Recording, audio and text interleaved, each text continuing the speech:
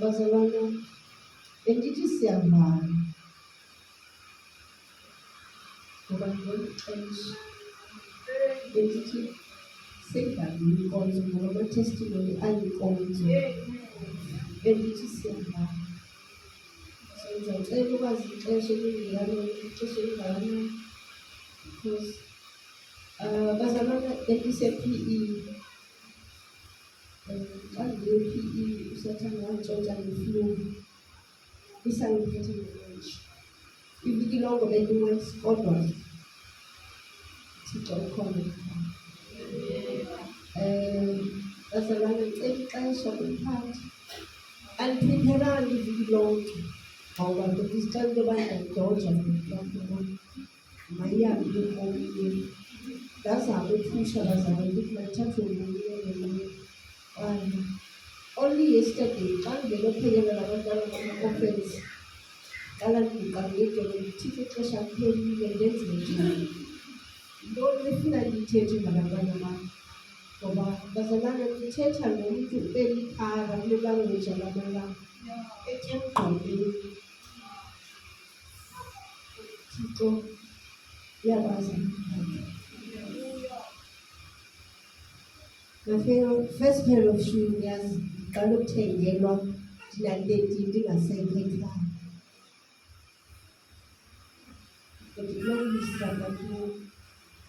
Isilotha kakhulu isapoti yena. Ngempela bendingafuni bazalwane ndixelele noThixo uzongathi yithini mna. Wathi thatha ipeni ngeli xesha u9:30 ebusuku sithatha ipeni ubhale kwenzela uba xa ufika phaa ukhohliwe baxelele le nto uyibhale apha. Ngexesha inkonzo ngo9:30 iqala ndibhizi ndiyabhala bazalwane. Kutsho mgqibe ngabo-2 le information le enda information endike ndayibhala kuqala ndathatha i-laptop yam ndayibhala ndayiprinta emsebenzini. uThixo endixelela ngokuthi the husband's responsibility to his wife and the Bible. Bazalwana ininzi information uye kuthiwe ndiyolanda yona kodwa ixesha ngeke kube khona namhlanje ngoba ootata bekho apha. Le information wathi uThixo ngenye imini uzonalo ixesha lokuba bayazi ukuthi i-responsibility yabo njengootata yintoni. Ndiye ndinogudiswa lento ndavula amafayile lebona le nto iphantshiwe ndavula amafayile apho ndibeka khona izinto uThixo andixelela zona izibhali. Ndiye ndayifumana ndayibeka nantsi. Ndizawuthetha ngaleke bekuthiwe ndiyithethe nani bazalwana. Ndizawucela ukwazi uba sibhala ngobani ixesha.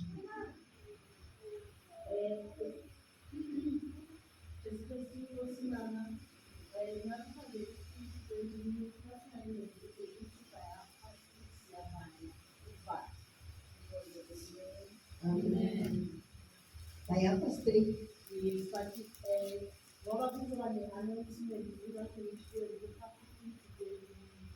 Enye information ke mama ngafumana ngemini. Ipages enazo lana 1, 2, 3, 4, 5 no. So izayifumana ngemini. Into uThixo athi ndithethe ngayo ndithethe nge-youth. First ngiqale nge-youth. Ikhona i-youth la. Sonke singama-females. Ndithethe ne-youth nama-young adults. Ama-young adults is from 35 years upwards. Ama-young adults. Ukuthi zintoni ezifanele bazilungise. Ngoba ninenhlanhla uThixo kulamalanga uyathetha ngexesha lethu thina sihambe ngesangena nje emshadweni singazi ukuthi kwakufanele senze ntoni. Mina ninenhlanhla nje nisalinde umtshato. Mina ndizanixela kwafanele nenze ntoni phambi uba ningene emtshatweni. Ningafani nathi thina sangena sivala amehlo. Athi uThixo noba sethetha nawe ngoba uma uThixo wathetha nawe wathi uzongena engxakini lokuzona. Andizi-introduce bazalwane igama lami lenkobe nguNokuzona. Ana ife iseneni yasekhaya nguJones. Nditshatele kwaMake eDzalweni, ngumama Make. Nditshate for 35 years bazalwane, kunzima kunjalo. Wathi uThixo xa ufundile. Kunzima kunjalo 35 years. Nditshate 1990 nge-25 zikaNovemba. Eloku uThixo athi mntanam uzawungena ebunzimeni, andayimamela ivoice. Ndamamela iworship, utata beworshipha kwehlizulu. Bathi abantu uma bedlula ngestrata beze begijima okwemphukane ecaweni. Ndathixo ngeke. Hayi lo worshipha kanje, kodwa uThixo nguThixo. Sabambe lento ukuthi ndafunda.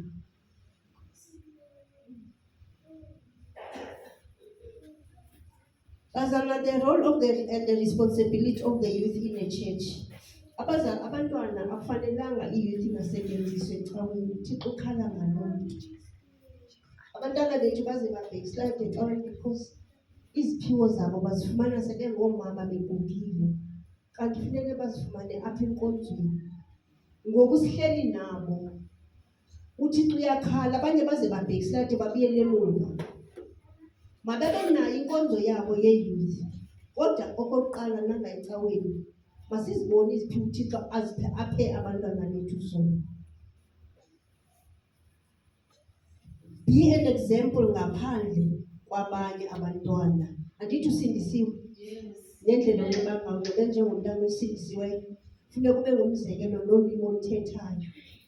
Nendlela ophila ngayo, le language abayithetha ngaphandle ungayingeni, wena uthethe yakho ilanguage njengomntana kaThixo. Ube yi-example, bamazi lo Thixo omkhonzayo ukuthi uyintoni. Makungabikho umuntu odelele ubusha bakho. Be a role model, set an example through speech, conduct, love, faith and purity. Ngicela ipeni kubazalwane, thatha ipeni ibhale. Andizulifunda vula verse ngoku ixesha likho and ininzi lento endifuna. Ngicela nibhale 1 Timothy chapter 4 verse 12.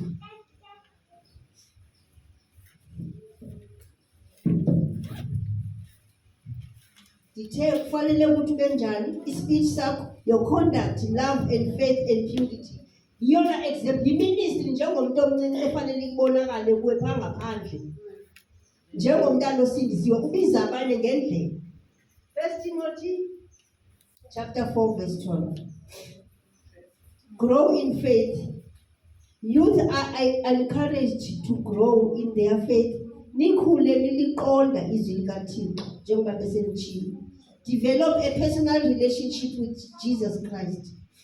Live a life of discipline. Zikhona izinto ofanele uzikhalele umceli uqondo.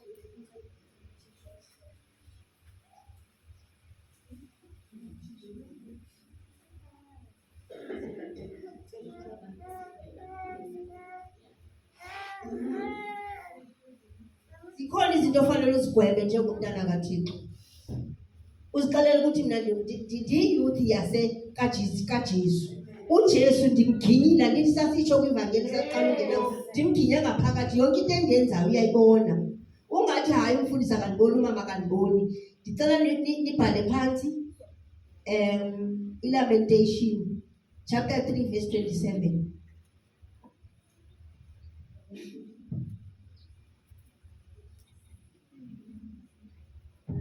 Build a character and maturity for the future. Remember your Creator.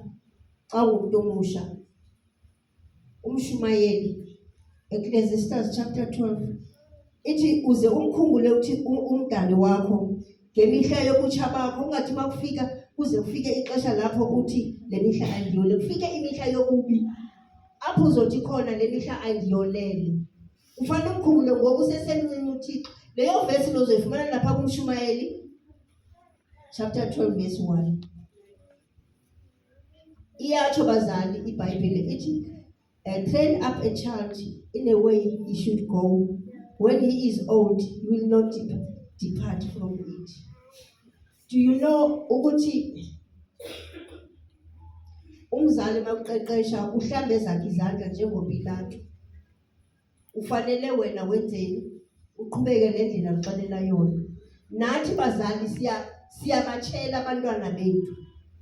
Xa umntana umvuna yonke into ayenzayo uzamtshela. Angithi umzali umntana eholi engenalutho engenasono.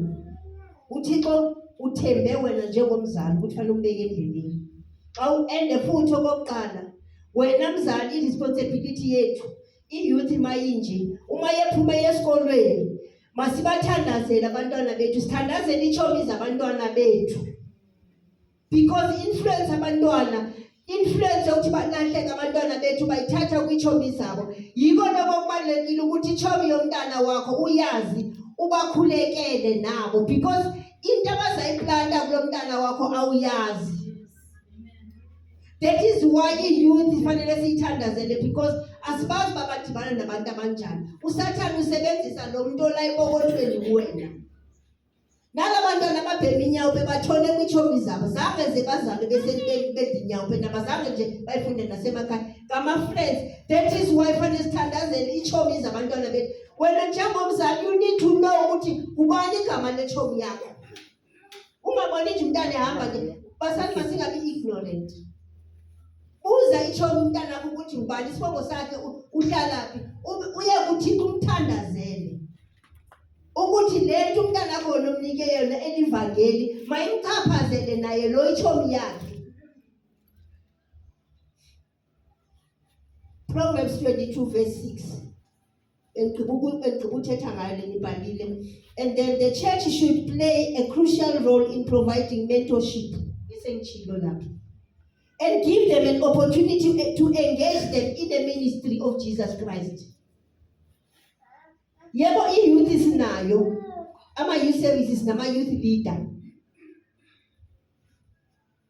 Kodwa nathi la ecaweni, for an example, makube nelanga la enkonzweni kuthiwa okay, asi-celebrate into ze-youth.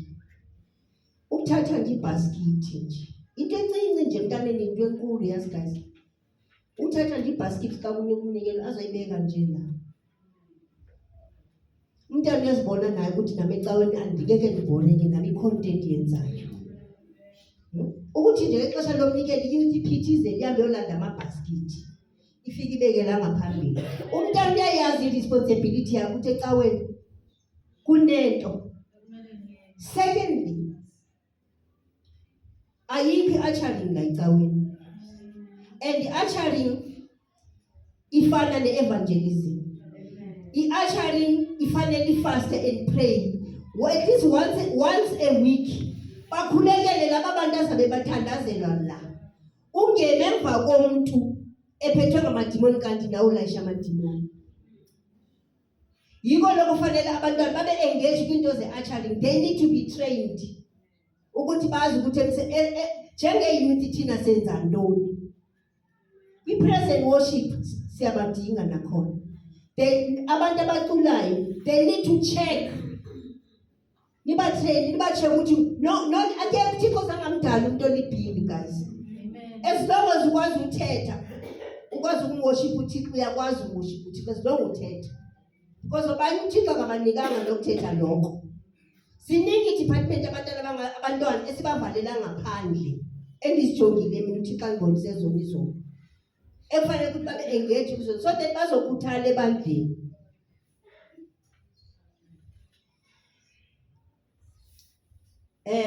Jesus Christ and be baptized. Abantwana. Ngicela nivule lapha ku Acts chapter 2 verse 17. Acts chapter 2 verse 17 ningavuli balana.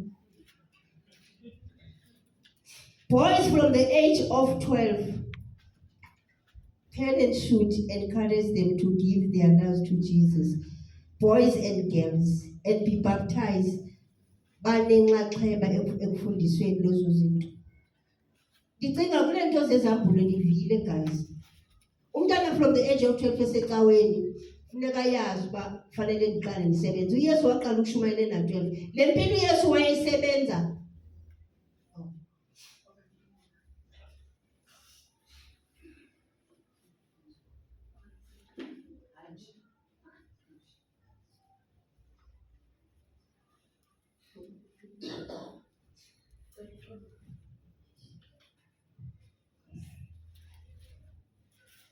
Le mpilo uYesu wayeyiphila la emhlabeni wayesethe an example ukuthi thina siphile kanjani. Umzekelo azange ndiyibone ingalo kaYesu kwesifoto esidla ngozibona ekhipha ingalo ngaphandle njengotata bethu banxiba nje nasecaweni into ezingathi shu. Kwesicala ngisuka kuze hayi ngayobonisa. uYesu wayesethe an example ukuthi from the age of 12 nawe njengomzali yibona i-direction yomntana ukuthi isipho sakhe yintoni. Ngela xesha already for an example kunomntana le ndike ndampick up usindiswe la ngoJuni Muhluri Mabunda lo bekhulunywa ngaye la. That age ifanele ibheke umama kuse-identifyile into uThixo amphathise yona. Unina njengangoku kufanele enzeni? Amkhuthaze umntana, akhuthaze lento uThixo ayityale kuyena ukuthi mayibonakale. And then masebonakele nangayicawe nangahlali kulaa ntana Sunday school mayibe khona siyibone isebenza apha enkonzweni.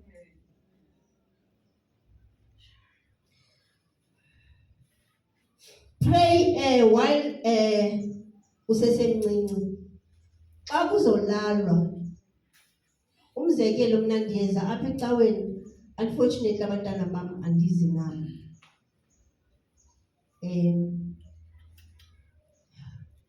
Basala bekhonze endlini. The culture siqale ngo-2020 ngela xesha le-COVID. Ndafumana an opportunity to run away from my church because kwakunzima mandibaleke, because bendinama-roles amaningi endiwenzayo and ndicingela abantu. Yebo uThixo wayethetha nam from 2015 ethi anaphuma. Ndisikwe inimba xa ndibona aba bantu endidla ngokubanceda ke Nkosi yami. Ndithi nditreyina nabantu ngoba ungathi abenzi zona. Ndizawushiya icawa, ndifuna ukuthi icawa mandihamba ubonakala uthandiseko. uThixo waveza i-coronavirus ndasendithola i-chance ke ndakhonza endlini nabantwana. Abantwana bam sakhonza nabendlini. Before nilala yise noba ni-3 ni-2 yenza ukuthi uhlangane ni-create an altar endlini kwakho nabantwana bakho. Ucreate an altar la uzodibana khona nabantwana bakho every day before yolala. Ingalomnye nomunye futhi uyongena ekamereni. Create an altar la uzohlangana khona nabantwana bakho ube sowenzani, ube sowafundisa uthi namhlanje wena uthatha ilizwi, kusasa wena kusasa uzokhuleka uthandaza ucela uThixo ukuthi akubonise ukuthi ufunde kwesiphi scripture. Yes, amen. Ngokwenza njalo uyaplanta uzozibona iziphiwo uThixo azinika abantwana bakho. Masingaba-ignore abantwana, iyouth masinga-ignore. Starting bathi charity begins at home before iza la ecaweni. Mayiqalele ekhaya. Abantwana bam bebe-rotate babesarotate nangoku. Yaqala ke ngoku inkonzo. Ndazibona iziphiwo abantwaneni bam uthini Thixo. Mna nabantwana abahlanu abantwana bam. Bebahlanu nje abantwana bam ndiyarepenta phambi koThixo ndayiconfess bendisebenzisa ama-contraceptive isesini. Ndiyacela uxolo kuThixo kwanga ubusebenzisa i-contraceptives zokuvala inzala, repenta nam. Repenta nam. uThixo akayifuni siyenzile sikhohliswa ngama-Roman Catholic abenza ukuthi balethe lezi zinto zesayensi yabo ukuthi bangavala inzala. uThixo akayifuni loo nto isisona ibhaliwe. Bangaphi abantwana babulele, bangaphi endibabulele mna nabantwana bam mna uyi-1 endithi ngathi ndamplana. Ndathi lo ndimplanile igama lakhe nguThapelo. Why ndithi Thapelo? Xa ndimzali ndathi before xa ndigqiba utshata kwathiwa 6 months umakoti wakho uzawube efika, asifuni ixhosa kulomzi. Xa ndiyofumana lo mntana ke in short, umntana ndina 9 months overdue, ekhuphuka ngentla.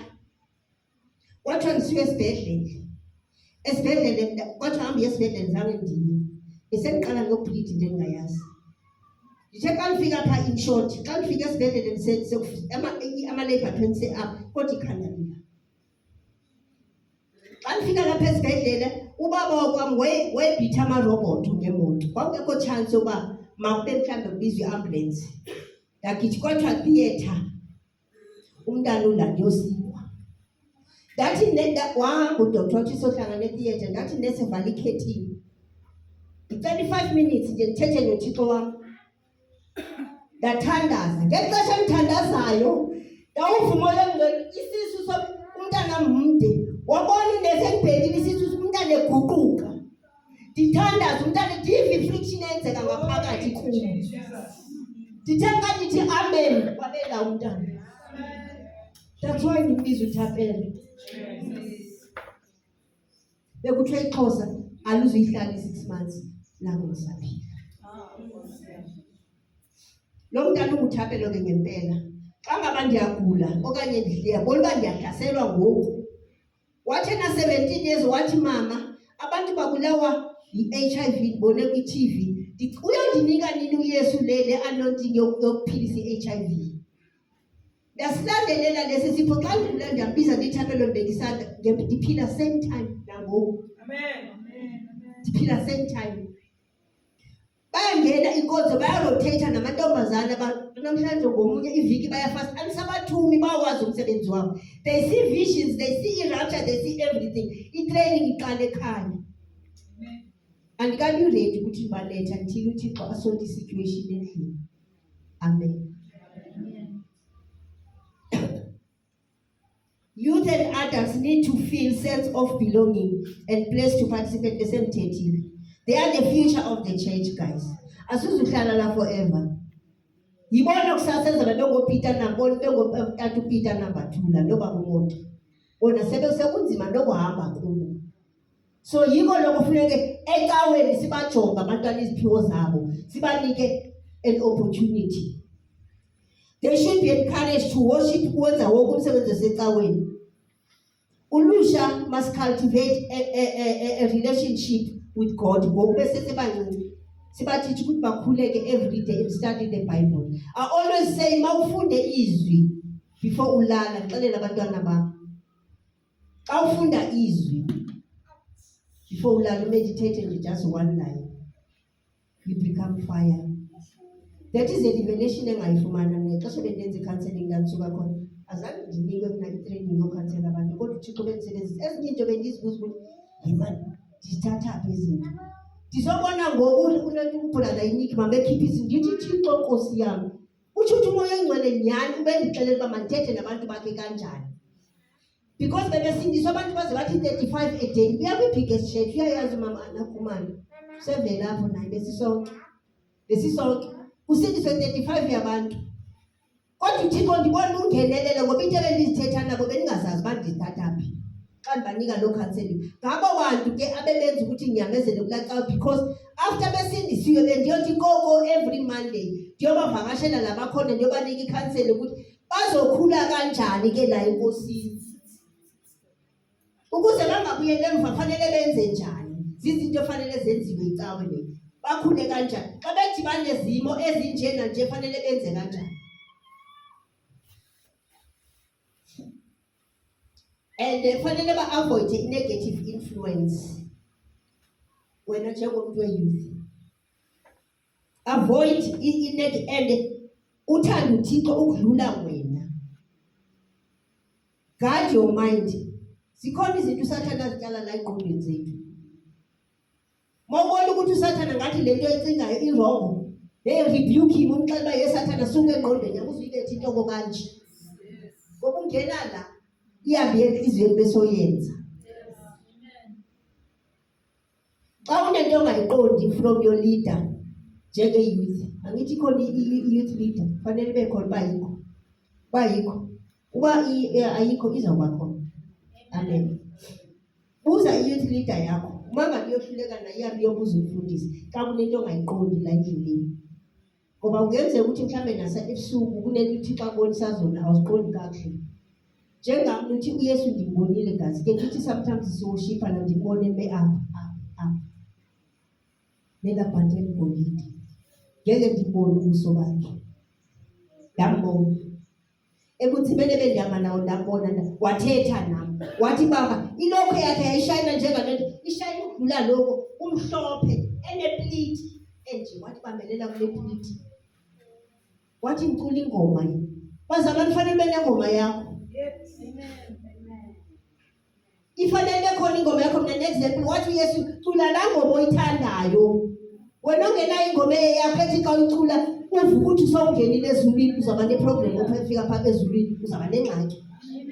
Ngoba uYesu mina wathi ngicula ivision ndina 10 years leyo isesenana ngoku. Kodwa mandicule la ngoma endandiyithanda ndayicula nyani. Wathi hamba apha. Usathane uzawuleqa the rest of your life. Usandileqa nangoku. Even no mistress wami endithithi iBhayibheli wandixelela wathi mntana indlela yakho usathane uzomleqa. Le nto endandithandazele yona kwabeka isandla la kwabantu unyaka wonke ndine ayisebandla ngaphakathi ndithandazele kwivision lelo. Usathana wathi mntana uzoleqa le nto okanye uYesu akunike yona ngexesha ukulela ebusuku. Usayileqa ke nangoku.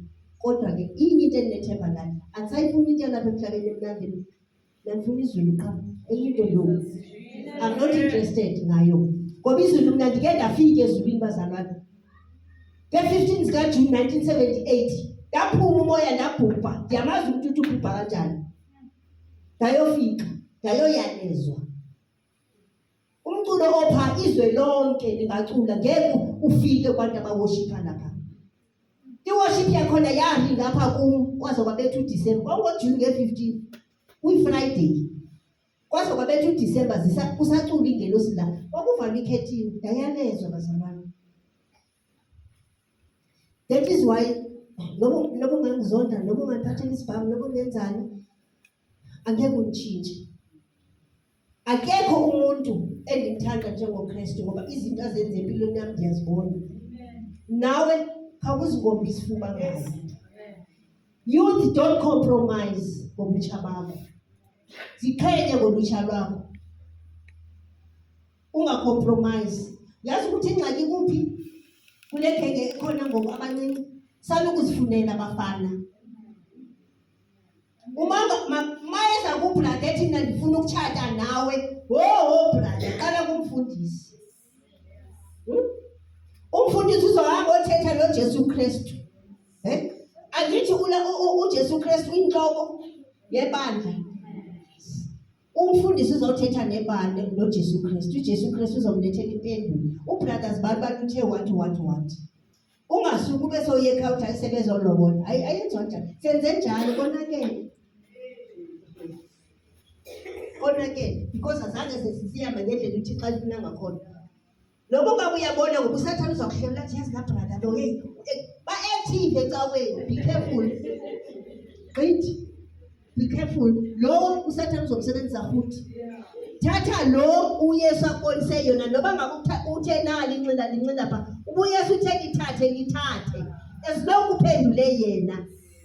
Impendulo mayibuye kuYesu Kristu ungazithathela ubambo lwakho. Angithi wena uthathwe imbambo zika Adam zafakwa pha kuwe. Wasuka wena wayozifunela olabambo luza kuhlaba tu. Lo liza kuhlaba ngoba ilo lwakho lukhulu. Luzokuhlaba awuzukuthola ubomi obumnandi obuthola ngabanye abantu because this person le ndoda siyo yakho. Because wena isifunele okanye abazali nabo bamrecommend hayi ufanele usebenza kahle ayisebenzi njalo la enkonzweni. Phambi koYesu ayisebenzi njalo. uYesu osifanele asikhethele. Cinga uIsaac naye wayefanele ukuthi uhambile wayothatha umfazi noba kupha mbone emhle kodwa he obeyed. Fanele iBhayibheli yi-example. iBhayibheli it's a map esisezulwini. iBhayibheli yi-map esisa ezulwini. Ufanele xa kunto ongayiboni kakuhle kumnandi ngokhona loGoogle. Ungene phaa kuGoogle ungene eBhayibhelini kufunde. Ndizawuthetha ngama-single women, single parents. Kancinci nje qabaqaba. Lithi ixesha qabaqaba.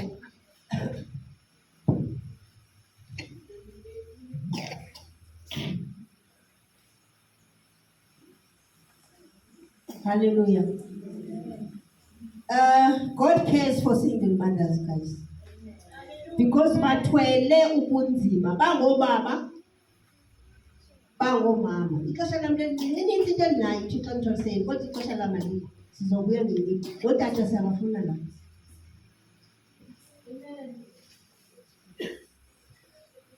Single parents, abantu abangashadanga, abadivosile, ama-widow.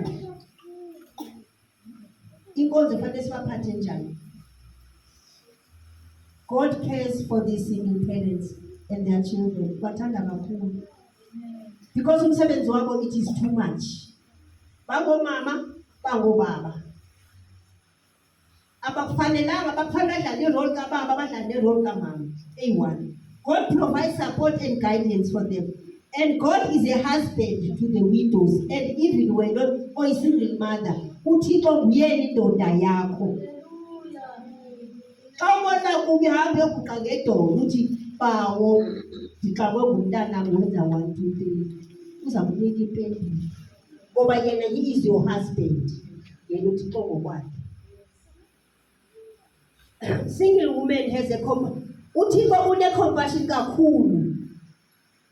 And he offers principles for parenting and emphasizing the need to raise children. BenguThixo omlalelayo ukuthi ndenzeni ngalo mntana ongxakile apha endlini. Usukuzithathela isigqibo. And the second bomama, musa ukuthi ngoba ufumene lo mntana mhlawumbe ungatshadanga. Mhlawumbe nalo muntu lo ufumene umntana kuye akuzange akuphathe kakuhle. Ungakhipheli la emntaneni, please. Lento ebuhlungu lokuthatha lo mntana yenze kuwena inkinga edibana nayo la nceda abantwana khona. Ufumana umntana ulost. Izenzo ezibe ezenziwe utatakhe ufela zona. Usalukunyankumbiso uThixo. Wena fanele ukuthi umthande more than any other child onotata ngapha. And umbonise noba wenza into wrong ungamshawudi. Uyokhala ekoneni ungakhali phambi kwakhe. Ukhale phambi koThixo kavuka kubuhlungu. Waqhubha usulinyembeza umntana ndiyakuthanda umhage. Ugqibela nini uxela umntana ukuthi uyakuthanda? Uthetha ngama-single parents ama-widow namathi ugqibela nini ukumxelela? Uyeke le enga onayo ukuthi awutata wandidivorce. Hayi wandilahla. Ndimkhulisa nzima. Yikhiphe lanto uThixo uthi uYesu forgive and forget. Qhubeka ngempilo sicela into eyami indoda uYesu Kristu owalenge emnqamlezweni. Uzoprovide la endlini for abantwana bami. Xa ndinengxaki ningazi ukuthi umntana nawo kwekinyapho ndiyikhuphe kanjani. Uyazi ukuthi uThixo kangamxela umntana akhe ayekutshwana ngakuhlanza. Mina ukhazini wami ndathandaza wakuhlanza wabuye ethwelwe. Ethi nokuzola ndimhlanze ngasezophuma namathumbu ndiyazi nguwe. Ngoba wayesenezinxenxe ehlatywa wahlatywa every week uyahlatywa udumisa. Ngenxa yotshwala. Amen. Please rely on God's strength bomama ndiyanicela. Umzekelo uHagayi. uHagayi ndithi wamthwala. uThixo wamthwala uHagayi. Babengatshatanga lo nakatata ngoba kuyilento abayibiza ukuthi ngazi umuntu owenze iproblem ngusala. Kodwa uThixo zangathi lo mntana bengafanelanga bekhona. Waprovide uThixo kunjalo sekuphela amanzi. uHagayi waselahla itawo ethi lo mntana uyafa. Yavela inkosi yamakhosi. Akhona amanzi. Ikhona nangoku igeneration yalamntana sinayo. Anything ephefumulelwe nguThixo emhlabeni angeke isibe useless. Umntana khona uyabona ukuthi yazi uSathane umbhokuse ubona ngathi angena usephelile. Praise ungamnika amagama wrong uyaplanta. Andithi njengoba umntana nguThapelo ulandela igama likaThapelo na today. Eastern Cape bebhokiswa ngamadimoni abasafoneli mina bafonela uThapelo ela eGoli. Uthandaza ela abaleka amadimoni eEastern Cape because ndathi igama lakhe uThapelo. From the day ngimfumana eza ngebridge ekhuphuka efuna uphuma emlonyeni ndathi Thixo ngeke. Sendingenile kulo mtshato yebo bathe iXhosa bafundi ngenile sendikho. Siyababonisa ukuthi uThixo intoni empilweni yami. Kodwa mina ndiyabathanda. Ithi love your enemies. I love them so much. Bathekela nempahla eloko bemzonda benjalo. Asuzungene ezulwini ngenxa yamagqoka ukuthi awumama zangathanda awutata satha. No. Lithi iBhayibhile bathanda laba kanye. Waseyuthi uthanda umuntu okuthandayo. Uzovuza uyintoni ozoyivula kuThixo. Uthande lokuthanda. Thanda lo ngafuniyo. Amen. uYesu is a defender of the widows. Psalm 68 verse 5.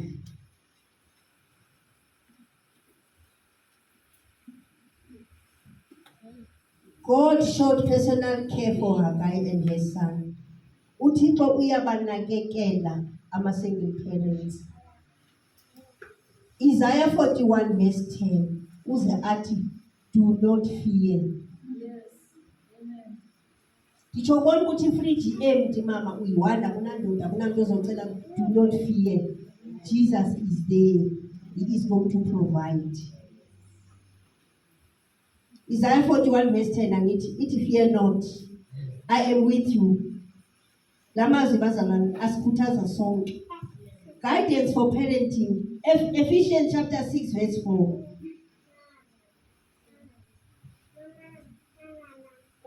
Izawuguide mama, izawuguide. Xa usezimeni ezinzima nabantwana bakho, iBhayibheli ithe kini imephe yezulwini. Imephe yokuqeqesha nabantwana bethu endlini. Rely on God's strength. Philippians 4 verse 13.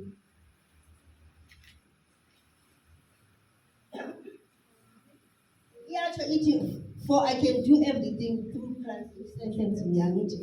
Itsho njalo. Hloniphani amadoda abantu. Yabona ngo awusumthanda yena.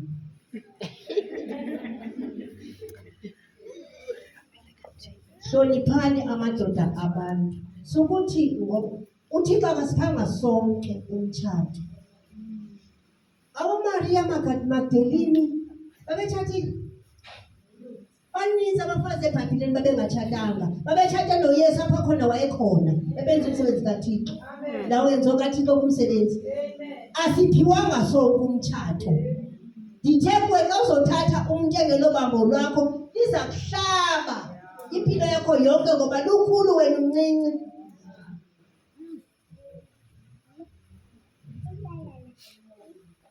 So into ebalulekile bazalwane, hlukanani namadoda abantu. You know why? Nabazalwane guys.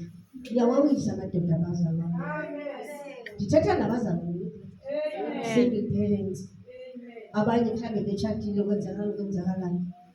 Avoid izinto. Otata ndathi ngenyimini apha otata uThixo akabadalanga njengathi. That is why uAdam wawa ewisa nguEva. Thina la kuchopho bethu mina ngifunda iBhayibheli. Uchopho konke esifazane kunama-holes amaninzi. Kuthi kungena plan endlini yokuthi umfazi azele plan, utata ekhona. Acinge kuqinye inhloko aveze iplan kulale kuthiwe.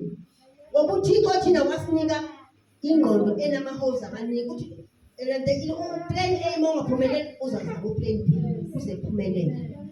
So otata badalwe bewiki musani ukubathenda. IBhayibheli lithi abantu besilisa okanye besifazane ngokumjonga nje umnqwenele somlele naye. Iyabhalwa phayizulisa.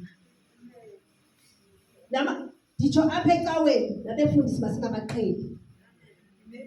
Masingabaqheli abefundisi sibenze umfundisi umotha unomfazi wakhe. Amen.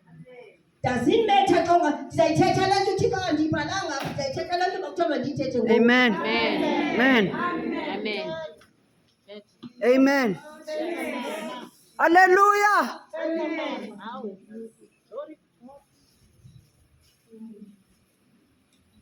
Umfazi kaMotha akafanga ukhona uyaphila. Amen. Xa ungenamali mhlawumbe ukuthatha iteksi uye ekhaya ungayi kuMotha uthi ngicela imali. No. Awukwazi. Masihlonipheni anointing kubefundisi nakubotata singafuni ukubawisa. Bangabushota ngento uyayidinga musukuya kutata umfundisi. Hamba uye mankosikazi ehlale ekudeni nabo omampita ngoba mfundisi. Amen. Ngicela ukuphima bengena uzawucelela somewhere. Musukuya kumuntu ongutata uthi ngicela. No. That is why most of the time omamfundisi besiwa owiswa ibandla. Hey bawo. Owiswa ibandla because utata umfundisi uxakekile uyishepherd. Noma uyazazi ukuthi uqinile ebandleni ngeke aze awe. Musa ukumhlala ixesha kaThixo awuphile kwabantu abomama uthethe nabo xa unengxaki kunengxaki ongafanelanga uzixelela utata umfundisi ndifuna abomama benkonzo inengxaki abayithetha bayise kumfundisi sebehlulekile. Bawo.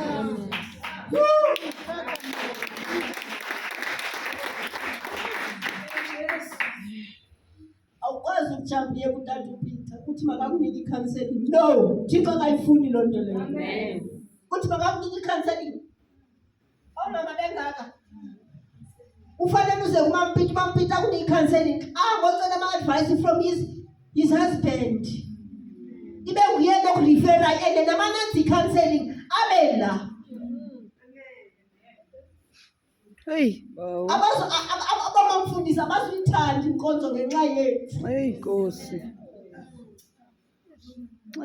Uthixo unejelasi. Yabona izingaphi izono zenza leza nto zenze we better repent today sizothandaza. Ukuba uyenza loo nto leyo kungangedolo kuThixo urepente. UThixo ukwatile akayifuni loo nto leyo. Ngoba nokuba mfundisi ufuna ubuya akazubuye enkonzweni. Angeke azabuye. Lo tata uxakekile lo muntu uyishepherd yalo mfazi oxakekele kuyena. Ngayomlanda mani ngomothe endlini. I don't think ukuthi mhlamba ngaba so evil ukuthi angagxotha uthi mamona futhi into engamkhuthaza ukuthi simone la. Abamami bakhe masithulekele uba mamotheze ebandleni. Nkosi. Basingathembele utata beyena.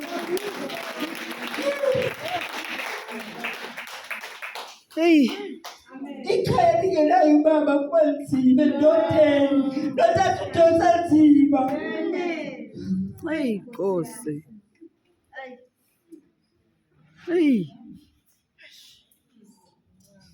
Into uzovuma zenze engafanelanga zenziwe. Masingabawisi ngoba uThixo uzosiqumbela. Asuzuyibona izulu siloko siza la sithi sizokhonza. Kumsebenzi wabomama ukuthi masikhuleke sikhale kuThixo ukuthi utheni utata ezaleyimali uphuma. Singahambe siqhethane eceleni sithethe into ezingazazi. Sesiyahleka ngeke. Masikhale kumdali wentsuku. Uyayazi ukuthi wayehleli phansi. Ungacontribute ke nawe. Asike sikhala kangalali la mama ngala bedala lapho. Ake silapha enkonzweni. Azothatha i-responsibility yomsebenzi wakhe. Ngithi qaqalekile ngithi mama, umama. Because unceli anointing lo tata kodwa akayisebenzisi. Uhleli nawe endlini. Le anointing fanele bayicele kulo tata ize kuthi thina bomama. Nkosi. Bazalwane ixesha selimkile nditshilo ndathi information endinayo is too much. Andizungena kuma-marriage bantu abashadile. I've got so much information. Andizungena. Sizawuthi ngenye xa sinike ixesha loba sithethe ngabantu abashadile otherwise kuzobetha u-7 sipha. Ngoba ndithi ndiyafunda lokhu umoya engcolo othenda ukubhala aphinde aveze okunye. Bendingakhange ndibhale ngeendaba zabotata umoto kodwa uThixo umoya engcolo uthi ndithethe. Ingatshongo. Ukuthi mandithethe le nto andithume yona. Noba ningangizonda. Andazi lutho mna ngotatam. Andazi lutho futhi andifuni ukwazi. Endizelela ukuthi ndikhonze ngigqele ndiye ezulwini. So sizothi next time masifumene ixesha sithethe ngabomama abashadile. Eyabo indaba inzulu kakhulu. Inzulu. Leyabotata nditshilo ndathi enye nantsi. Ngizofunda nge-heading utata ela. Ithi husband's responsibility to his wife. Ikhona ke umsebenzi womama kubaba kwakhe ukuthi uyini according to the Bible. Ngithi nasingise indoda yakho ungayithandi mandithi nilebhe abancinci. Indoda yakho ungayithandi ukudlula uYesu Kristu.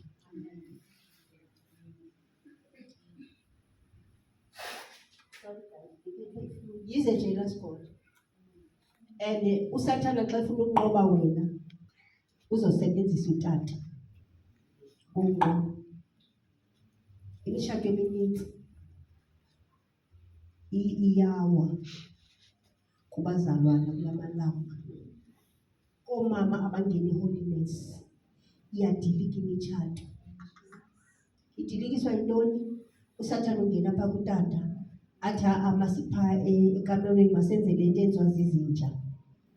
Ube sosithi ke wena hayi uvuleni iscripture ivesi ethi umzimba wakho ngowami ubhilonga kimi. Ngoba uSathane uliciko uyakwazi ukota nevesi ayonkotela ukuthi kuthiwe umzimba wakho mama ngowami. They'll control. No. Do you know how many women are in hell because of husbands? Do you know how many husbands are in hell because of their wives? USathane uhlakaniphile utshilo umfundisi wathi indoda endala baninzi abotata nabasesihogweni ngenxa abafazi babo because bayabathanda ezinye izinto bazenza otata bengazifuni ngoba bethi ndizama ukuthi avuye ajabule nkosi yami ngoba ndiyamthanda. Aphinde lo mama naye angene zwapha ezihogweni ngenxa katata. Utata ozofuna ukuba umbhede ekamereni benza into ezingoko engafanelanga bazenze. Kanti uSathane usengenile. Ndihighlight nje lapho phela. Ndizocela sithandaze. Othi mina ikhona into endivile. Ndiyivala ngonkosi. Abantu abashatile ngenye imini mhlawumbe uThixo wenza ndifumane enye opportunity ngoba ixesha lempilo bazalwane. Ngoba ngeke ndisahlala ndimamela abanye i-transport isekudeni. Siyofumana ixesha and at least ninikeze ixesha eli-enough. Ngelo xesha enawuthi ninike. Kodwa maningakhethi mna ndodwa. Ixesha eli-enough. Loba ndikhiphe le nto bese ndiyibhalile uThixo othe mandiyibhale. Bese ndiyayikhipha ke bese siyathetha ukuthi sekwenzeka la xa kunjena nje. Because bazalwane siyamosha. Njengoba nditshilo i-assignment enginika yona. Ngicela sithandazele umama webandla. Ngicela sithandazele umama uMotha. Go on your own fasting, akuzenziwa i-special fasting. Ilizwi xa ngaba likuthintile le nto umoya ingcolo othe mandiyithethe, hamba uyofasta. UThixo uzovuya ezulwini. Fast and pray. Ufune negama lakhe namalazi. Ufune negama lakho please. uYesu uzomthinta abuye. Kumnandi kanjani ekhaya? Lifudumele ikhaya linomama. Amen. Lifudumele kakhulu. Amen. Nenhlonipho iba khona. Ngoku asihloniphi because wonke umuntu uyazenzela. Amen. Yabona? Enza ucela othe ndivile umoya ongcwele uthethe. Ezela ngaphambili uma mfundisi bazanibeka izandla sikhuleke and then bese siyavala. Bawo ndimolele bawo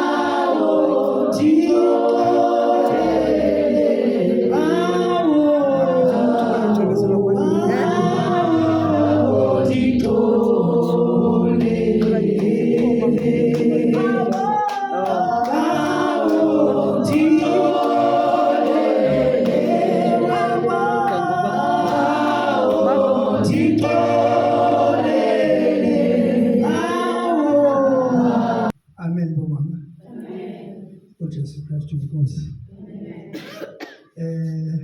As mayiseshilo nokubaba uPeter.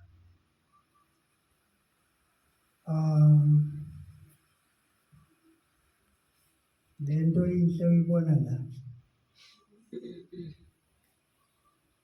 Aze ndabheka nawe ngokukhuluma ngathi yaze yakufanele yathi mama. yenziwe ngumfundisi. Amen.